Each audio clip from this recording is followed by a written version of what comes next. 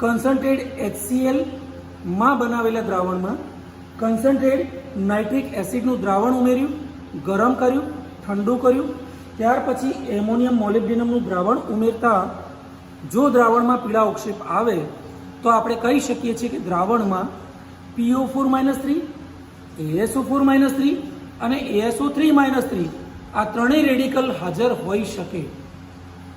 આ ત્રણમાંથી કોઈ પણ બે રેડિકલ પણ હાજર હોઈ શકે અને આ ત્રણમાંથી કોઈ એક રેડિકલ હાજર હોય જ. મિત્રો ફરીવાર રિપીટ કરું છું, આ પીળા અવક્ષેપ સૂચવે છે કે દ્રાવણમાં PO4-3-, ASO4-3- અને ASO3-3- ત્રણે હાજર હોઈ શકે.